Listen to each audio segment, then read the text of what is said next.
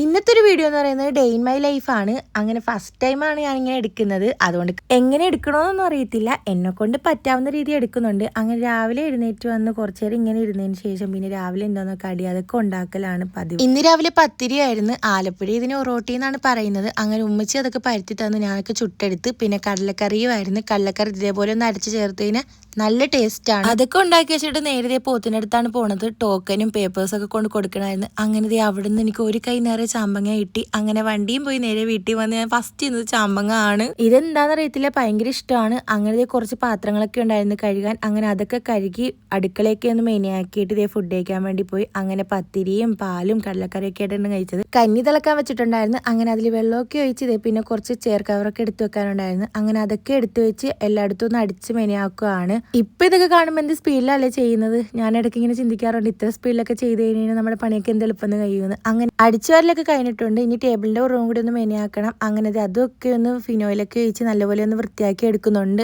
അങ്ങനെ അതൊക്കെ കഴിഞ്ഞിട്ട് പിന്നെ നേരെ നമുക്കിന്ന് കറക്കി കിട്ടിയത് നങ്കും ചെമ്മീനും ആണ്. ഉമ്മച്ചി എന്റെ സ്കിന്നൊക്കെ കളഞ്ഞു തന്നിട്ടുണ്ടായിരുന്നു. അപ്പൊ എനിക്ക് തലയും വാലും കളഞ്ഞെടുക്കണമായിരുന്നു. അങ്ങനെ അതൊക്കെ മസാല തേച്ച് വെക്കണമായിരുന്നു ഫ്രൈ ചെയ്യാൻ വേണ്ടി. അങ്ങനെ നമുക്ക് വേണ്ട മസാലകളും കുറച്ച് വെളുത്തുള്ളിയും കൂടി ഇട്ട് മാറ്റി വെക്കുന്നുണ്ട്. ഉമ്മച്ചി ചെമ്മീൻ നന്നാക്കാന്ന് പറഞ്ഞ് അങ്ങനെ ഉമ്മച്ചി അതെടുത്ത് അപ്പത്തേക്ക് ഞാൻ മുരിങ്ങക്കോലും തക്കാളിയൊക്കെ നന്നാക്കി എടുക്കുകയാണ്. അങ്ങനെ അതൊക്കെ കഴിഞ്ഞ് ചോറൊക്കെ വടിക്കണമായിരുന്നു. ഈ ഒരു സാധനം മാത്രം ഞാൻ ചെയ്യാറില്ല, എനിക്ക് ഭയങ്കര പേടി. അങ്ങനെ പിന്നെ കറിക്ക് അരിപ്പൊക്കെ ഒഴിച്ചത് എല്ലാം റെഡിയാക്കി എടുക്കുന്നുണ്ട്. അങ്ങനെ കറിയൊക്കെ ഇവിടെ റെഡി ആയിട്ടുണ്ട്. പിന്നെ ഒന്ന് മീൻ ഫ്രൈ ചെയ്തെടുക്കണമായിരുന്നു. അങ്ങനെ അതും ഞാൻ പെട്ടെന്ന് ചെയ്യുന്നുണ്ട്.